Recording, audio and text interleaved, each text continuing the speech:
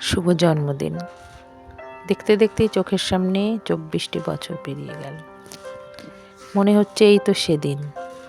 এমনই অঘ্রাণের এক হিমেল সন্ধ্যায় মায়ের কোল আলো করে এসেছিলি তুই।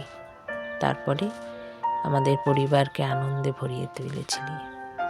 মনে হয় এই তো সেদিন ছোট ছোট হাত ধরে স্কুলের গেটে পৌঁছে দিয়ে এলাম। এখন সেই মেয়ে ইউনিভার্সিটি পার করতে চলেছে।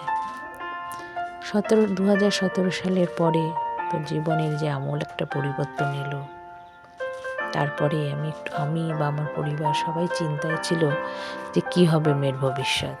কিন্তু তুই সবচেয়ে বড় প্রমাণ যে ভগবান প্রত্যেকের জন্য একটি নির্দিষ্ট জায়গা তৈরি করে রাখে, এবং মনের বিশ্বাস থাকলে, মন শুদ্ধ থাকলে সে সেই জায়গায় পৌঁছে যায়।